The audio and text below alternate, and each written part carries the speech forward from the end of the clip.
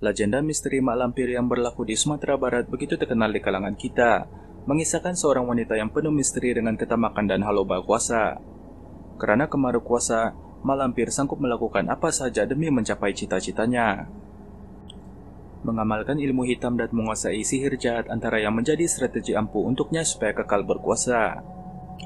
Baling batu sembunyi tangan juga antara strategi yang menjadi mainan demi menghuru-harakan sebuah keamanan. Matlamatnya mudah, ingin berkuasa secara mutlak dan kekal abadi. Untuk merealisasikan matlamatnya, mak lampir memilih pasukan jahat dengan bersekutu bersama jin dan syaitan. Mak lampir juga membina para pengikut yang taat setia secara membabi buta, terdiri dari kalangan mereka-mereka yang berhati gelap dan sesat. Maka berlakulah pelbagai onar dan tipu muslihat untuk menghuru-harakan institusi masyarakat. Pelbagai serangan berbentuk fitnah bercampur hasutan demi menyesatkan manusia supaya mereka tunduk menjadi pengikutnya. Sedang mak lampir mabuk diulik kuasa, muncul seorang wira, Kiai Ageng Prayogo, yang akhirnya berjaya menewaskan mak lampir dan mengurungnya di dalam sebuah peti di bawah gunung yang diberi nama Gunung Merapi. Ramai yang salah menduga bahwa mak lampir hanya legenda di Gunung Merapi di Yogyakarta, padahal legenda mak lampir sendiri adalah sebuah cerita yang berasal dari Gunung Merapi di Kabupaten Agam Bukit Tinggi, Sumatera Barat, dan kemudian diadaptasi di Jawa karena di sana ada Gunung Merapi. Namun banyak versi lain yang diragui kebenarannya karena telah disesuaikan dengan daerah-daerah tertentu.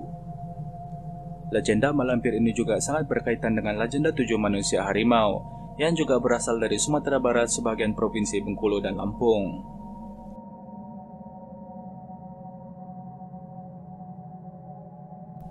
Siti Lampir Maimunah merupakan seorang putri dari kerajaan kuno, yaitu Champa, yang diambil dari bahasa Vietnam Chiem Tan, dengan arti kerajaan yang pernah menguasai daerah yang sekarang termasuk Vietnam Tengah dan Selatan antara abad ke-7 sampai tahun 1832. Pada dasarnya, waktu dewasa Siti Lampir Maimunah ini adalah seorang gadis yang cantik, baik namun sangat pemalu, seperti wanita pada umumnya. Saat dewasa, dia juga pernah merasakan jatuh cinta dengan seorang pemuda. Sampai satu hari, Siti Lampir berjumpa dengan seorang pengembara yang dipanggil Datuk Panglima Kumbang, seorang bangsawan yang bergelar Datu. Disebut Datuk karena dia adalah panglima dari pasukan alam kegelapan. Saat itulah cerita pertama Siti Lampir jatuh cinta kepada seorang pemuda, yaitu Datuk Panglima Kumbang yang tidak ada yang pasti siapa nama pemuda itu. Namun, yang jelas pemuda itu juga diam-diam suka kepada Siti Lampir Maimunah, walaupun tanpa pengetahuan sang putri. Walaupun mereka berdua saling suka, namun hubungan mereka tidak mendapat restu dari kedua orang tua Datuk Panglima Kumbang dan membuat sang putri sakit hati. Karena sakit hati, maka sang putri pergi bertapak ke Gunung Merapi. Saat pertapaan tersebut, sang putri bertemu dengan seorang mahaguru yang banyak sekali memberi ilmu hingga sang putri sakti mandraguna tanpa tandingan. Putri tersebut lalu mendapat sebutan mak lampir dari warga sekitar gunung yang ketakutan mendengar namanya.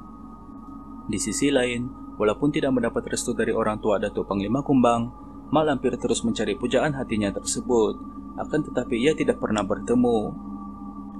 Hinggalah pada suatu hari, mak lampir dan Datuk Panglima Kumbang akhirnya bertemu, namun mereka bertemu dalam medan pertempuran, dan sayangnya Datuk Panglima Kumbang tewas dalam perang tersebut.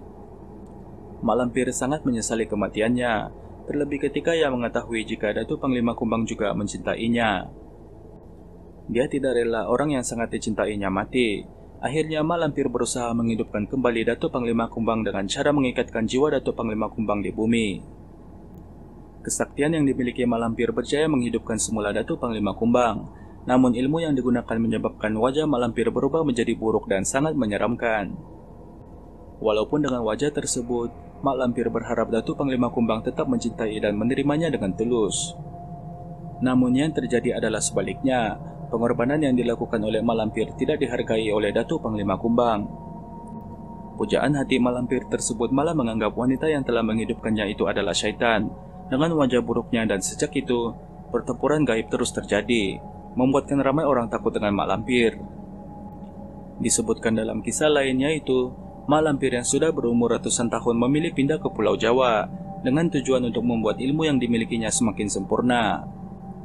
Di Pulau Jawa, dia bersemayam di Gunung Merapi dan mendirikan sebuah kerajaan gaib yang sangat luas. Ia bersekutu dengan iblis untuk mewujudkan harapannya.